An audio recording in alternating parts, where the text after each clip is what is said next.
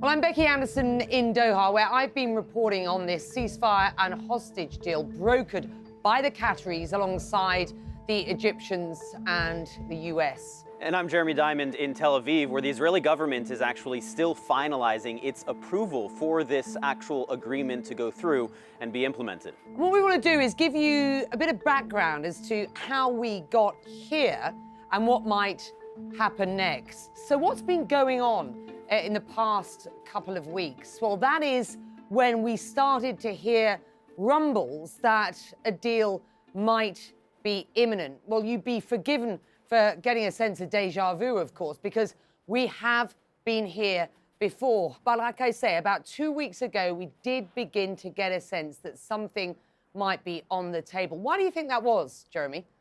Yeah, Becky, I think it's very clear that, the board kind of changed. There was a lot happening in this region that really changed the equation. Israeli and American officials, of course, repeatedly pointed to the fact that this ceasefire agreement between Israel and Hezbollah was brokered in late November, that further isolated Hamas. There was also the discussion about the killing of Yahya Sinwar back in October.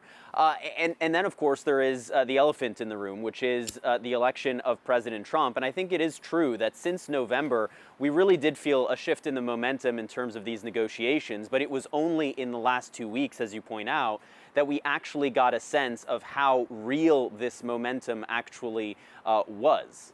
And there's one man, I think, that we should name in all of this, in moving the needle, as it were, and that is Steve Witkoff, who is the incoming president's envoy to the Middle East. This guy is neither a diplomat nor is he involved in foreign policy.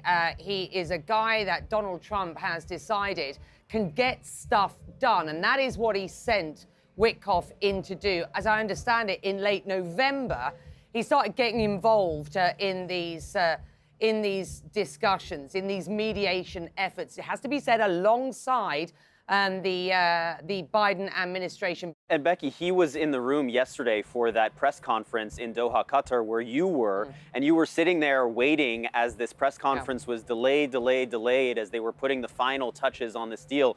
What was that like? Yeah, that was really interesting. So around about 6 o'clock in the evening on Wednesday, the 15th, and we've been waiting for sort of 24, 36 hours to get a call that an announcement was imminent. We got it around 6 in the evening. We went over to the Diwan, where the Prime Minister has an office here in Doha.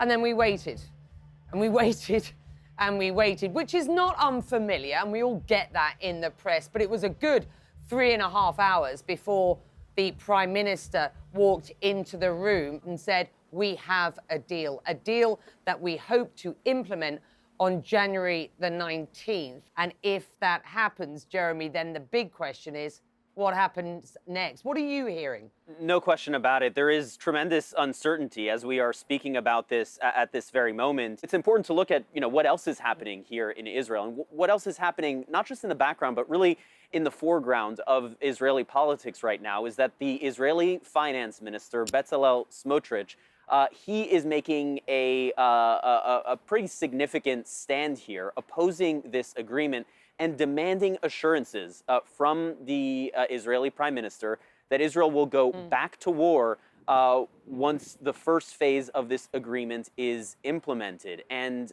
it's not clear how the Israeli prime minister is going to handle that. It's very difficult to imagine him backtracking at this point. Just imagine the reaction that he would face from the incoming U.S. President Donald Trump, who was hailing this agreement and hailing his own role in getting this agreement across the line. Yeah, and that's really interesting, isn't it? Because there's a bit of back and forth here between Donald Trump and Joe Biden as to who actually is responsible for this deal. And it has to be said that this deal looks remarkably like, if not exactly the same, as a deal that was proposed by Joe Biden back in May. Yeah, Becky, and it really is hard not to think about how similar this deal is. That framework that he made very clear this week is indeed the basis for this agreement. And not only in looking at the text of this latest deal and looking back at what was leaked in the Israeli press, for example, in May and in July about that framework that was agreed to at that time. But beyond that, there is also even evidence here in Israeli society that rather than Hamas being the obstacle, that it was the Israeli prime minister as well. And not only is that evidence through reporting here in Israel, our reporting as well, including, for example, in late July when the prime minister made a series of new demands that appeared to have scuttled negotiations at the time, but Itamar Ben-Gvir, a far-right member of this Israeli government, made very clear just this week that he was part of scuttling this deal over the summer. He said, quote, "Over the past year, through our political power, we successfully prevented this deal from moving forward time and time again." And so if you just listen to the man himself, who we know has an enormous power, and you look at what we were just talking about what's happening right now with Bezalel Smotrich and the Israeli prime minister, there's no question that politics played a role here. And that's also where the US president seems to have come in with enormous pressure. And what does that mean for the people of Gaza? When we saw that this deal was announced, I mean, these images that we have from Gaza just show you the extent of the agony that people have been undergoing for 15 months, the extent to which this was such a pressure release valve. Seeing children smile that widely is not something that we have seen over the course of the last 15 months. And of course, here in Israel as well, we saw this kind of wave of relief that really crashed over so many people, the families of the hostages in particular. But there is still some mixed emotion, Becky, and a lot of that has to do with the uncertainty that lies ahead. Which hostages are alive? What condition will they come out in after over 15 months? And so this roller coaster that we have seen for 15 months now certainly is not over yet. And I think there's a lot of uncertainty still that lies ahead.